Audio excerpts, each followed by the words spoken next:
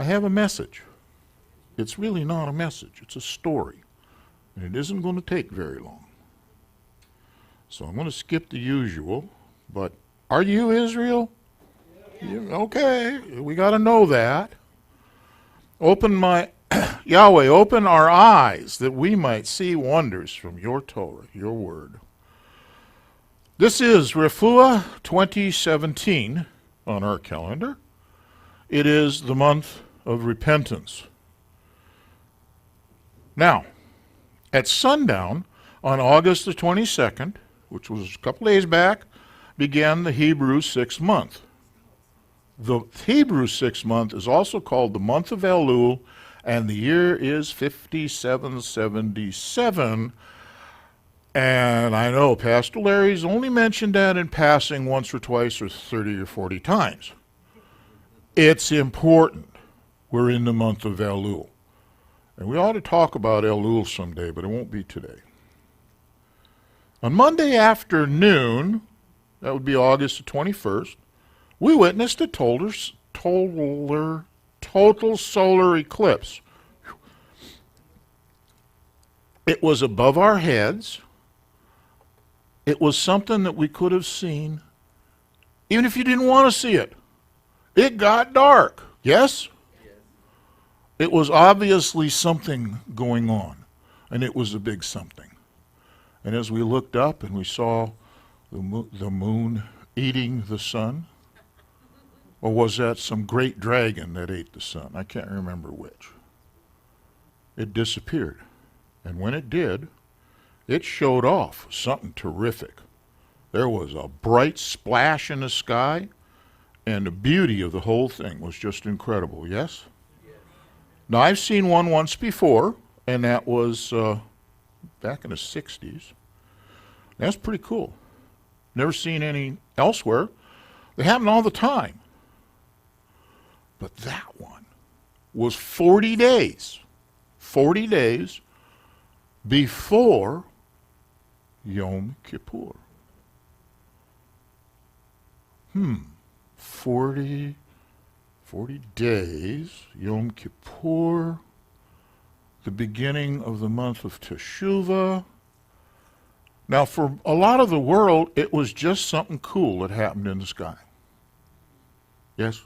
It was on TV, you could hear them, they was partying there, laid out on the grass and watching the whole thing. They were enjoying themselves. However, it was a sign. The sun, signs in the sun are signs to the non-Israelite, the Goyim, the nations, the Gentiles. Signs in the moon are to Israel proper. Now, we've seen some stuff, blood moons and so forth, but this thing was a big deal. This event should have commanded the attention of the 2/3, you get that? 2/3 of America that saw it. The path of it went straight across our country, and they told us that there was 200 million people that lived within a day's drive of that path. There's 300 million change people in America. That would mean 2/3. Is my math correct? 2/3. I wonder if that means something. I have a story for you. And this is a once upon a time. I even wrote notes. There was an event that took place on October the 4th, 1997. Ancient history for some of us. Few of us in this room probably weren't even born. Right? Promise Keepers was and still is an organization of men.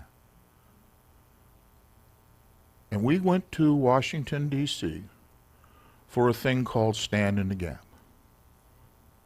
The objective, the organization was supposed to be a sacred assembly of men in our nation's capital.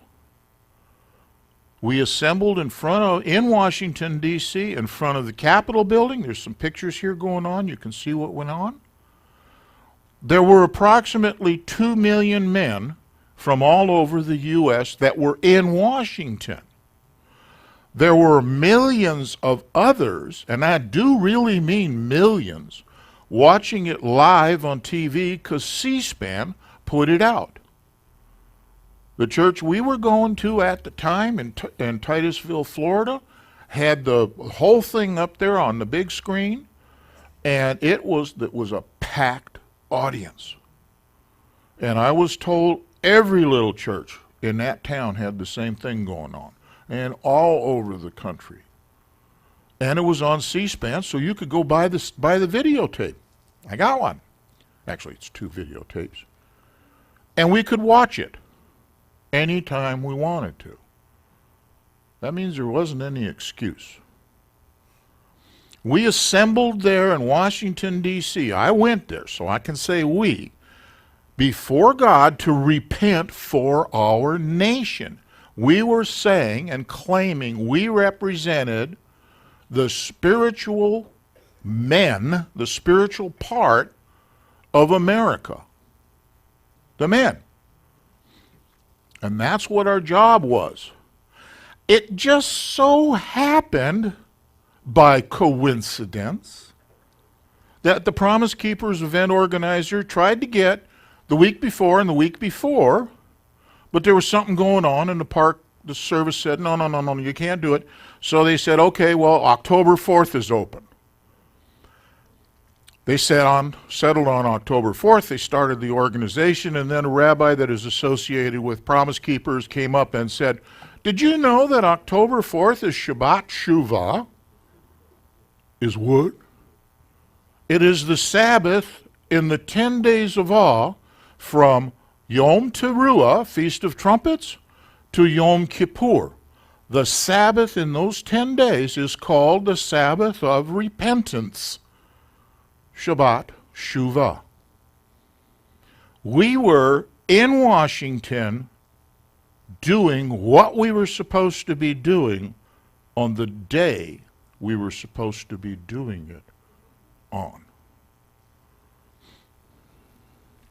The scripture for the assembly was taken from Ezekiel 22, verse 30, which says, and I sought for a man among them who would make a wall and stand in the breach before me on behalf of the land, that I should not destroy it. Stand in the gap. They forgot the very last verse, the very last part of that verse. Yahweh said, but I did not find one. They didn't bring that up at the event. The event took place 20 years ago, half of a 40. It should have accomplished some fantastic things. How many of those men have repented? How many have returned to Yahweh to follow his commands? How many are still doing church as usual? Let me tell you what happened. On the way there, on this very, very uncomfortable bus trip, I was laying there attempting to sleep, and I heard a voice that was so loud and so clear to me, I'm surprised no one else heard it. And the voice said, a great thing is going to happen there. We got there. Bunch of us guys sort of spread out. We went to see our congressman's office in the Capitol building, and he showed us a bunch of cool stuff, which was really cool. We needed a place to go sit down, and there was 10 of us guys, and we were looking around. You went down through the mall, which you saw some pictures of the mall there, and there was no place to sit. And we still had 2 hours to go before this thing started. Well, we found a parking spot right there in front of the art building, Museum of Art, Washington Museum of Art, National Museum of Art, whatever it is. Great big marble steps, big guys. and a portico to the door that had these enormous marble columns. I mean, these guys was big. And I'm sitting on this uncomfortable marble step. It's not terribly hot there. I mean, remember, we were from Florida, so pretty much anything above or anything under 80 degrees is cold weather. And I'm sitting there, and here's what happened. They were going to open with the shofar, like that picture says, see? They went and practiced in the portico of the National Art Building. And you know who was sitting in the focal point of that sound waves? Me. It clearly went right clean, absolutely through me. Then we did the thing we were supposed to do. Now, I noticed that. I mean, it shook me up. Now, I want to say that the Christian men of this nation were represented physically by those 2 million men that were physically in Washington, and spiritually by the other millions in America.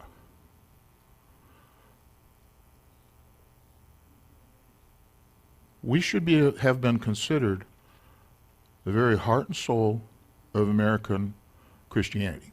Yes? There was no eclipse to get everybody's attention to get us there. However, the Clintons occupied the White House. Need I go further? You know who our biggest protester was? National Association or National Organization of Women, NOW. They protested us because something. Now, I'll tell you from my personal perspective, and I don't want to waste the time on it, the men lost interest. When we got back home, we had a meeting of hundreds. We had to go move into the big room in the church. There were hundreds of men there. Within a month, it was down to about 30 or 40, and within a few weeks after that, it was back down to the 12 or so of us that were part and committed to the Promise Keeper thing.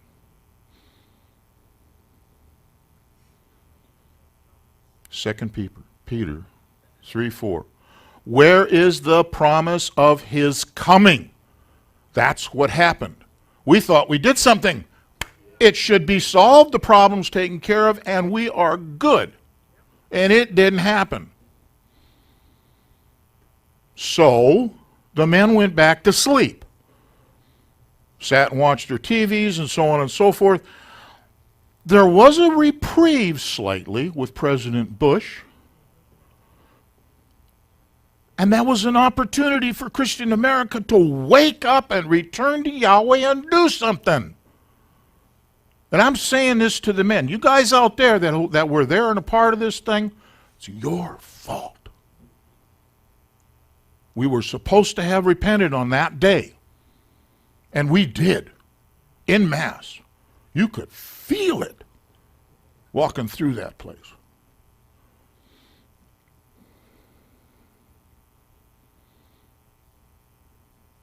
So what happened?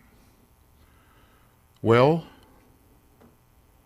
the men allowed our nation to slide backwards, and not just slide backwards. It was like on a roller coaster. It went downhill so fast.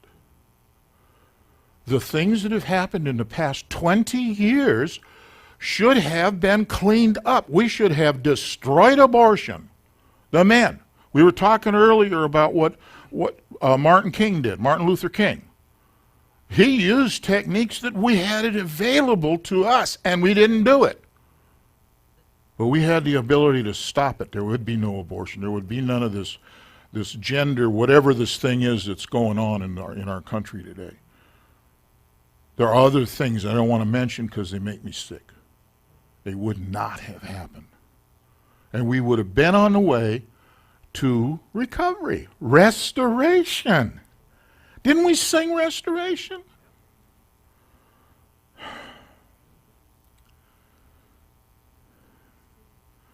We didn't stand our ground. And I really think that because of the coming season of Teshuvah, very few It's a remnant. And in fact, Promise Keeper event, there was only a remnant that actually did anything.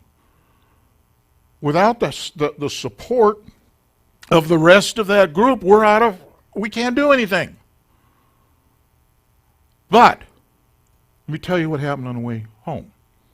I'm still trying to sleep on that bus. When we're going along, and I hear another voice, same voice actually, saying, "A great thing happened there." I was absolutely flat. It took months. It actually took about 6 or 8 months before I realized what that voice meant. Because that was the start of my awakening. But it was also the start of another awakening in America that nobody has seen.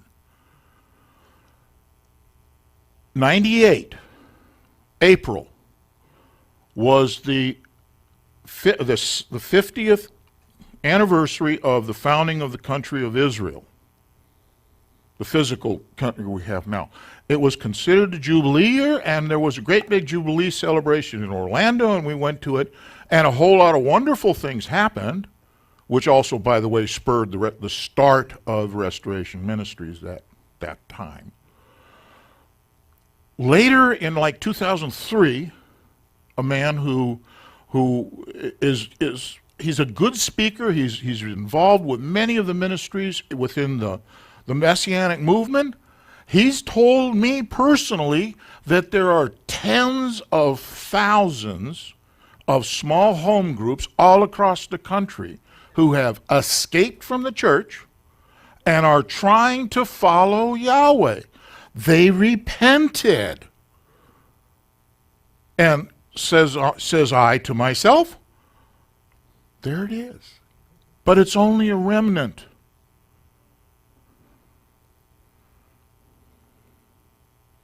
Where's America now? Okay. Teshuvah, we said this, repentance.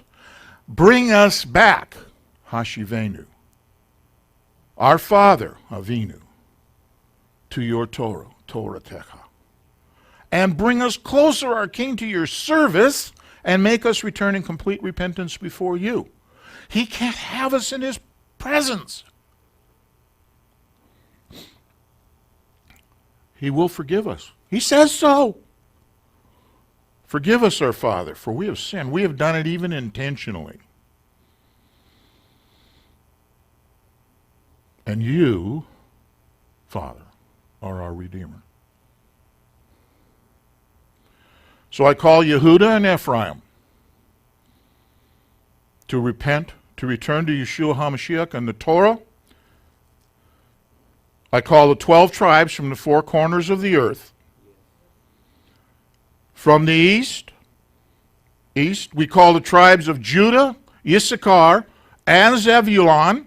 Repent, awake, return, and come forth. From the north, we call the tribes of Dan, Asher, and Naphtali. Repent, awake, return, and come forth. From the west, we call the tribes of Ephraim and Manasseh and Benjamin. Repent, awake, return, and come forth. And from the south, we call the tribes of Reuben, Shimeon, and Gad, and repent, awake, return, and come forth to all of America. Repent, awake, return, and come forth. Shalom.